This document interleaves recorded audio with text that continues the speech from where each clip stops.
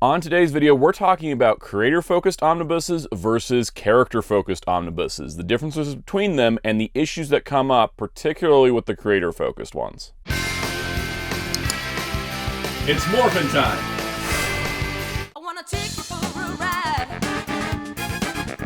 I wanna take you for a ride. Hello, this is Soundout here, and yes, we are discussing creator-focused omnibuses versus character-focused ones. These are just two examples. I have plenty in this video. It's going to be a personal preference thing for many, so I don't want to take this video as like, the word is law, this is how omnibuses should be done.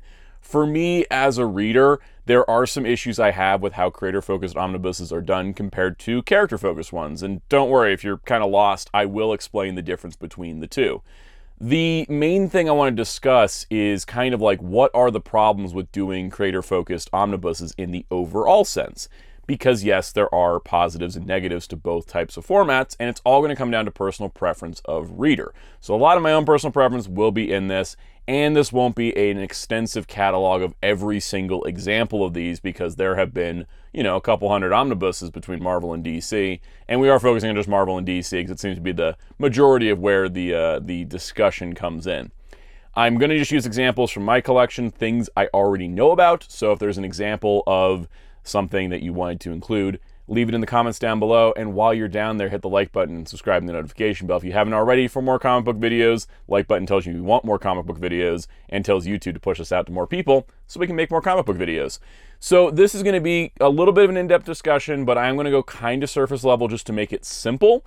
So I apologize if there's not enough nuance for you. We can discuss it further in the comments. I'm going to begin doing a broad overview so that we can discuss what is a creator-focused versus a character-focused and the issues that come with both, because there are pros and cons on both sides of the omnibuses. But let's talk about the character-focused ones first, because those are a little bit easier to understand.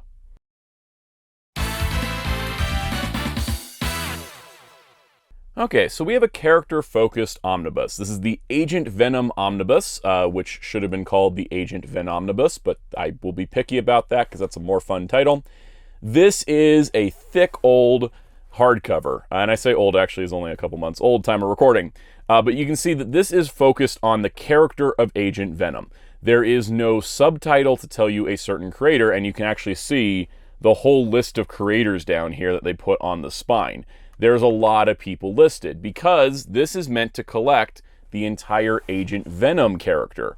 And it does a pretty good job at that. This is pretty concise at having all the Agent Venom appearances from the very first one all the way through to pretty much the end of this character's run as Agent Venom. So because of all that, it is a pretty comprehensive book. If you want all the Agent Venom stories, you know, in the modern day, or pretty much all the Agent Venom stories, period, this is it. And it, you know, it is chock full of stuff. It doesn't matter who wrote it, who drew it. This is all that's included as like the core Agent Venom storylines.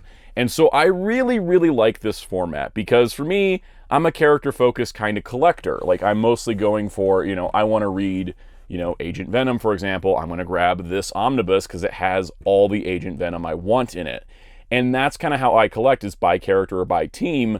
Not so much like, you know, am I looking for the best of the best? And so for me, I really like an omnibus like this that just has like the entire run in one go. But Agent Venom's a shorter run character, so you can put all of Agent Venom into one really thick book. What about other characters like Superman? Okay, so Superman has a lot longer of a history than Agent Venom. And so Superman's going to need multiple different runs of omnibuses to collect everything. And so for Superman, there are different versions. There are some that are creator-focused, there are some that are character-focused. So for example, like Agent Venom was everything for Agent Venom, Superman Triangle Era Omnibus Volume 1 is all of the Superman comics in the Triangle Era Volume 1. So the Triangle Era was this era of Superman comics where they had a combined editorial team that was making sure to keep things consistently. You know, in fact, let's just flip to the issue I last read. So every issue of Superman in this era had these triangle boxes that told you what number that issue was in that year, so you knew the sequence between what was originally 3 different comics and then later 4 different books a month. And so that way it's all nice and consistent. And so this omnibus is all of the Triangle Era issues in order, so you can just read them nice and concise. And so as you can see down here, if you look at the contents, it does not mention, oh, this is written by this person, this is the art, this artist on this one. It's just like Superman 49 to 63, Adventures of Superman 472 to 486, Action Comics 659 to 673, and Man of Steel 1 to 8. That is what it is. It is trying to collect every single Superman issue in this era. And so a lot of omnibuses will pretty much do this. If they're a shorter run character, it'll just be a character name like Agent Venom. If they're a longer run character, they'll have a lot of sub-names to kind of delineate the eras it's from.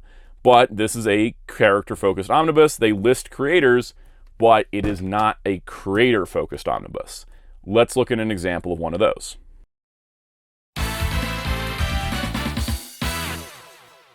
So we can see here, Wonder Woman by Gail Simone Omnibus is a creator-focused omnibus, specifically focused on the issues that were written by Gail Simone. There are a variety of artists, and there actually is some additional stories that have other people involved, but the focus is on the Gail Simone written issues of Wonder Woman. So you can see here, she had a pretty straight run on Wonder Woman. So it's issues 14 to 44, Wonder Woman 600, and Sensation Comics featuring Wonder Woman #1, and Wonder Woman 75th Anniversary Special.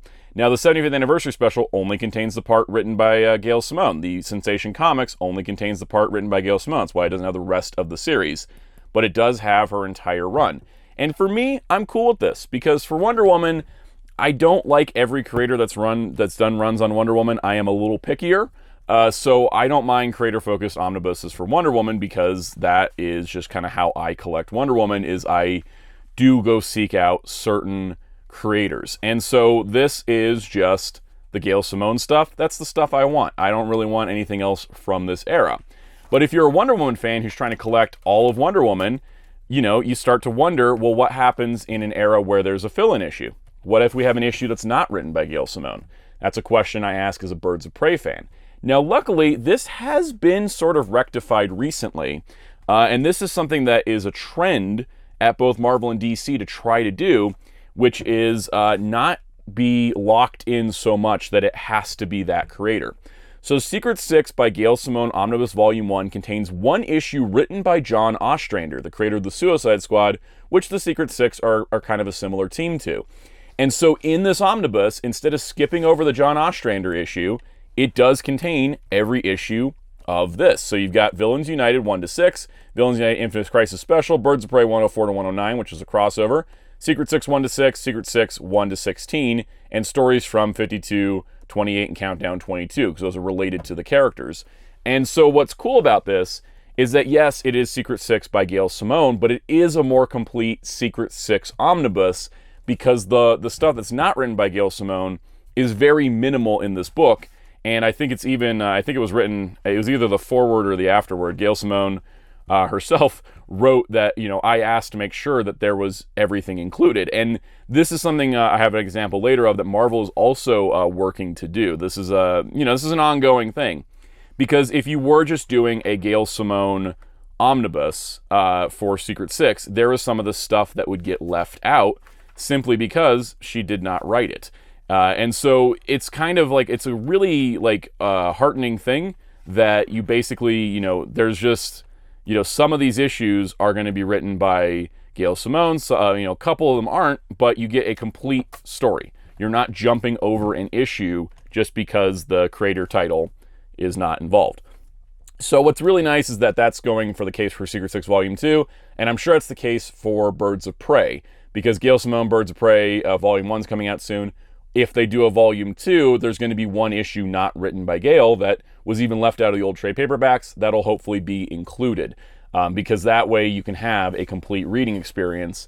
And I don't see it as a problem, because if you are just trying to get just Gail Simone's Secret Six, okay, so they threw in some extra pages for you. You're still, the majority of the book is the creator you're looking for. And I think that if they start to do that more, it'll start to make everybody a little bit happier, and I think that's honestly better for omnibuses. But now let's talk about, where does creator focus cause a problem?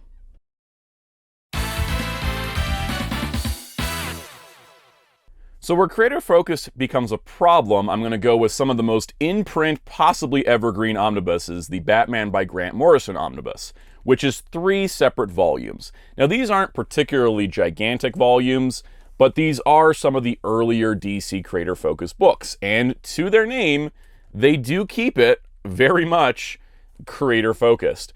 If Grant Morrison didn't write it, it's not in here. So we have Batman 655 to 658, and then 663 to 683. So Batman 659, 660, 661, and 662 aren't in an omnibus because they're not written by Grant Morrison. They're skipped over. That creator did not have a long enough run because it was just fill-in issues to put into its own omnibus. Now we have a gap. Stories from DC Universe 0 and 52, 30, and 47. That's fine because it's, again, just adding in stories that this creator worked on into this omnibus. That's cool. But it did orphan 4 issues. So Volume 1 has left 4 issues orphaned. Now, if you are, of course, just wanting Grant Morrison's Batman, this isn't an issue. Reading it, there is a bit of a story gap, but you don't notice it as much. That is fine. In terms of a reading experience, it's not totally ruined. But in terms of an overall collecting experience, if you want every Batman issue, there's 4 issues gone. Let's go into Volume 2 because this issue continues. Because, again, we're very character-focused, and Volume 2 contains Batman and Robin 1 to 16, Batman 700 to 702, and Batman and the Return of Bruce Wayne 1 to 6.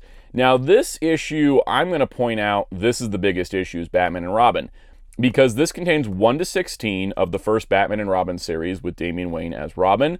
The next big run was Peter J. Tomasi, which led into the New 52, and so the Batman and Robin by Peter J. Tomasi omnibus starts at issue 20, which means 17 through 19 by Paul Cornell aren't anywhere. They're once again orphaned issues because there's not enough Paul Cornell to put out in its own omnibus. So there's 3 issues of Batman and Robin that are orphaned. Now this may be the case of like they didn't know when they made this omnibus that they were going to do a Peter J. Tomasi Batman and Robin omnibus. That's possible, but I would have put those in the Peter J. Tomasi omnibus, but that one's kind of thick, so maybe there wasn't room for it. Maybe, I don't know if it would have been better, but a reprint of this that actually included those 3 issues would have been nice. But because of that, we do have 3 more orphaned issues. Also, yes, Batman does jump from 683 to 700 here, but there's enough of other stuff. We can get into that later. Volume 3, I don't really have any complaints with because this is all mostly a Batman Incorporated. And so you got Batman Incorporated 1 to 8 in the second series, 0 to 13, plus Leviathan Strikes. No gaps there. Batman Incorporated, if I'm thinking correctly and remembering correctly, I'm not going to look it up. You can tell me in the comments. I believe that was all Grant Morrison. So this is basically the Batman Incorporated volume. So between these 3, you are getting like Grant Morrison's Batman saga across like everything they wrote. But you are orphaning, at least at bare minimum, there's 7 issues that just have nowhere else to go. And that is my biggest problem with creator-focused stuff. So then we have interesting cases like Batman by Paul Dini. Now, Paul Dini, of course, worked on Batman the Animated Series and several of the DCAU shows. Very important creator to Batman outside of comics, but doing work in comics, he did a lot of Batman run. Obviously, kind of a thick book. Now, this one, it has a lot more gaps than the Grant Morrison stuff, which is why I kind of feel like this is a book that exists on its own, but other omnibuses could fill it out, if that makes sense. Like, basically, if you look at the contents of this book, there's so many gaps that it feels like a separate book from just doing an omnibus of the era, whereas something like the Batman and Robin issues, it's like, where would they go? There's not going to be a different Batman and Robin omnibus, right? So this case, there is a couple complaints I have. A lot of the thing, too, is that a lot of what Paul Dini did on Batman was Hush-related. Everything interesting about Hush came from Paul Dini, not from Jeff Loeb. That's, I don't know if that's a hot take of the day, but that's how I feel. So this is also sort of feels like, at times, like a Hush omnibus, which some of this stuff was in the Hush Saga omnibus. But point being, you get Detective 821, 822, 823, 824, 826. Would have thrown in 825 because where else is it going to go? Then you got 827, 828, then it jumps to 831. So now you've got 2 issues missing, and then it jumps to 833, and then 834, and then it jumps from 834 to 837, 838, 839, 840, 41, skips over 842. You got 843, 844, 845, 846, 847, 848, 849, and 850.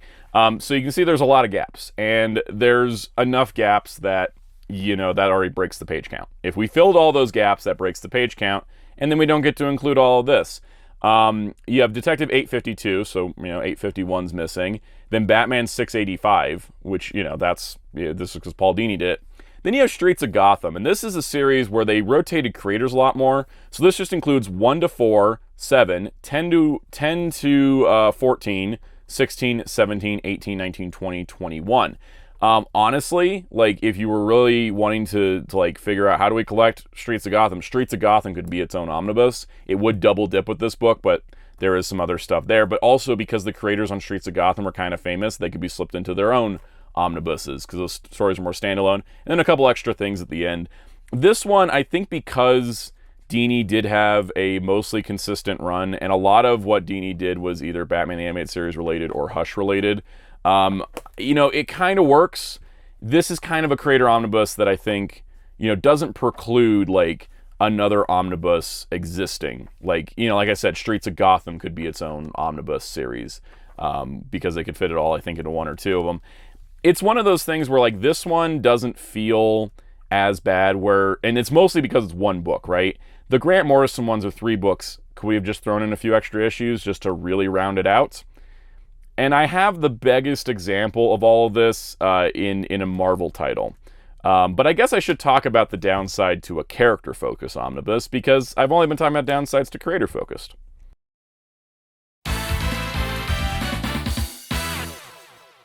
Okay, so we'll come back to Agent Venom. Now, what is the downside to a character-focused omnibus like Agent Venom? It's like, oh, it's got everything in it. What if you just want the early stuff? What do you want just this part? What if you don't want the part where he's in space? What if you just want Rick Remender's stuff? What if you just want Colin Bunn's stuff? What if you just want a certain part of Agent Venom and you have to go buy the $150, possibly discounted online depending on where you look? What if you just want Minimum Carnage? You don't want the whole thing. What if you just want Venom Space Knight but not the whole thing? You're kind of stuck getting the whole thing. That is the downside to the character focused, is that, yeah, it contains everything, but what if you don't want everything? So I totally think that is a valid thing. For me, I wanted most of this, if not all of it. I think this one I wanted all of it. Some others I wanted most of it, and so I didn't mind getting the other stuff. But that's just me, personal preference thing, totally. Now, let's talk about the mess that is Daredevil.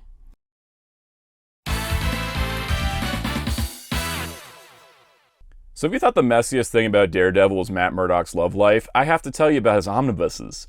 Okay, so I really like Daredevil. I particularly really like the modern Daredevil stuff. I've read most of it at this point.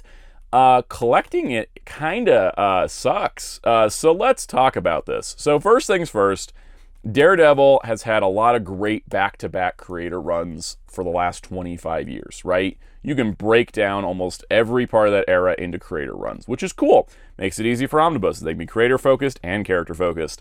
Unfortunately, this leaves some problems. We're going to work backwards here.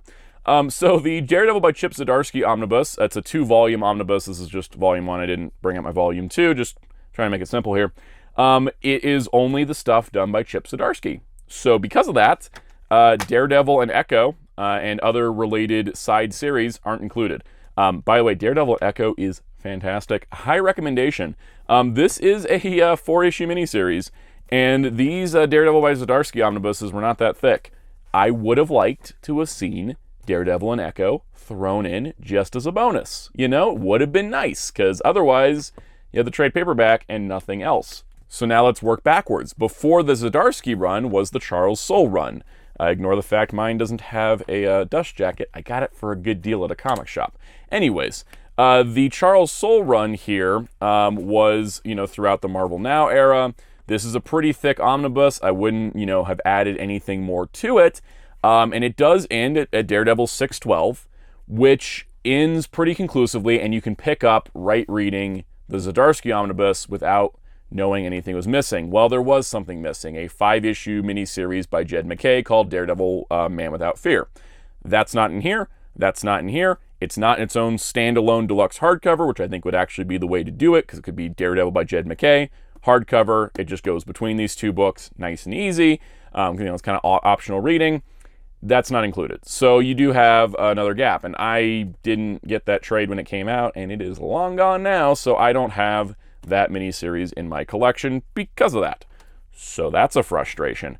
The other frustration when it comes going backwards from this, the Mark Waid collections were pretty complete. Nothing really missing there.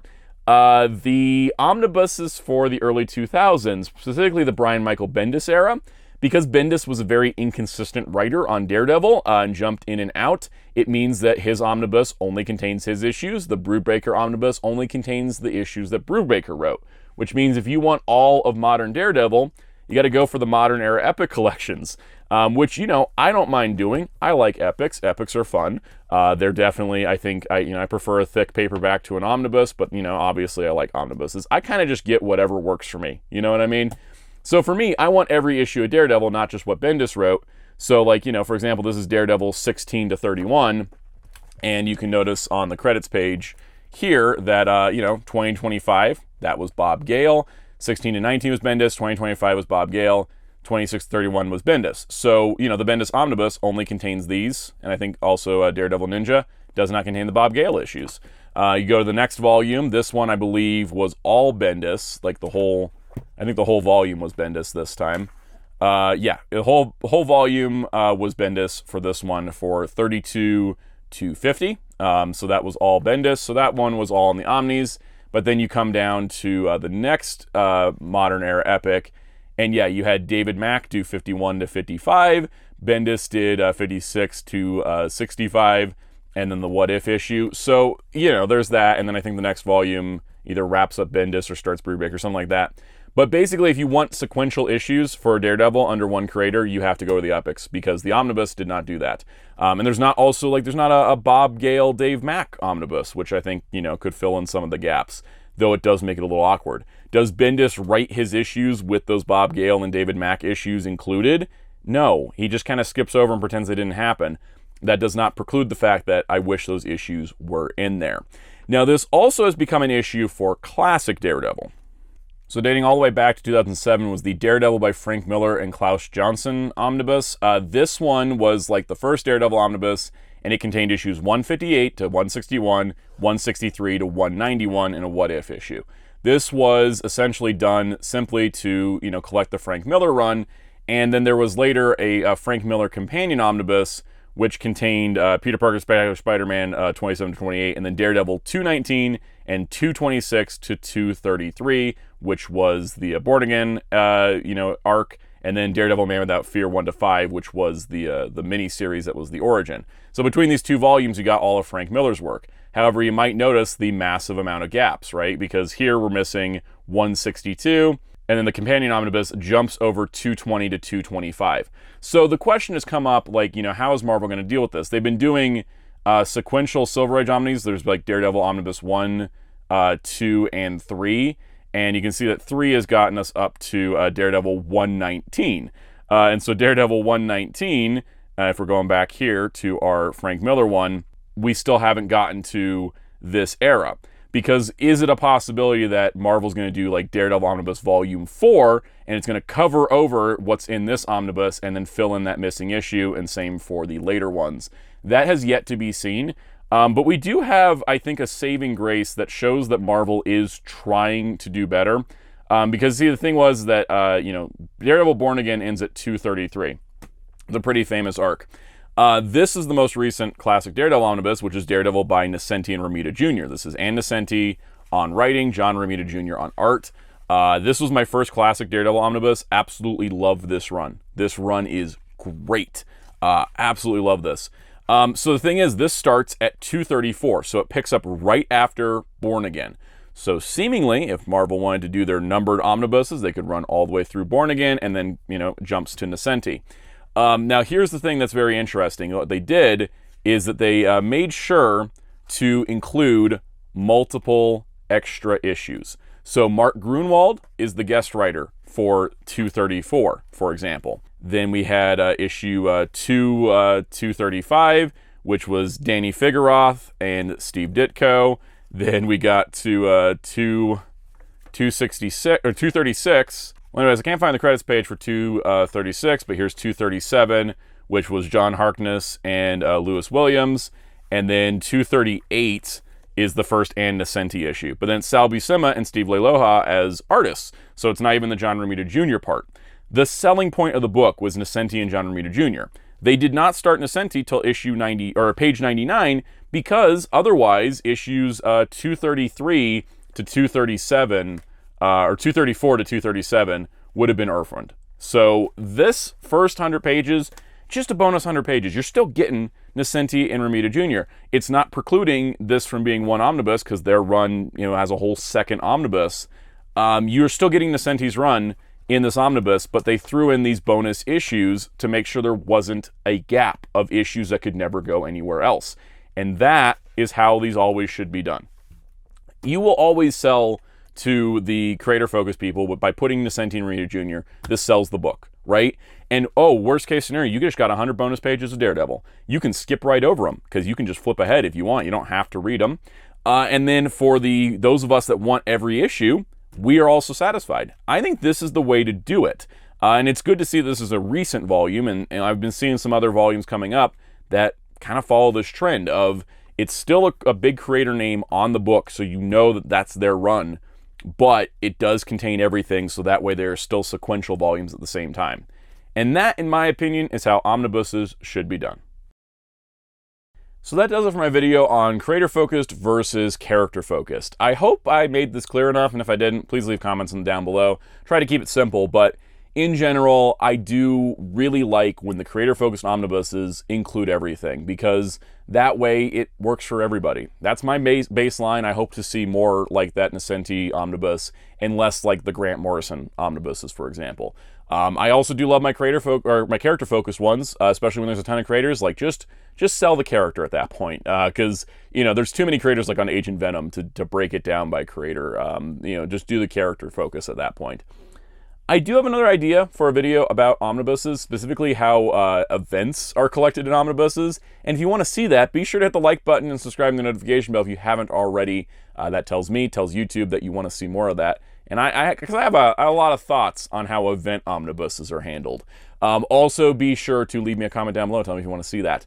If you want to continue the conversation, you can join us on our Discord server in the link below. You can also join as a channel member and get perks like early access to videos and special shoutouts like these. Special shout out to our channel member Captain Tiers, Spin-54, MasterBen95, Forever1000, Super Shaddix Boom, Mr. Smelly Potato, Kaiju1954, Rivers, Cameron Meter, Overconception Reviews, Adam Maggle, Kyle Birdwell, Crestfallen Thoughts at Midnight, Boinkbot, Vangel Giorgio, Muhammad Faiz Daniel, Dr. Grid, Onio Nichan, David Johnson, K Slim, and Starwho. Thank you all for your support of this channel. If you so wish, you can find me on social media on Blue Sky and Letterboxd at Soundout12. You can find my awesome graphic designer on social media and Discord at DarkClaw643. And you can find Hero Club at hero-club.com for comic reviews, interviews, and more. And until next time, this is Soundout saying goodbye.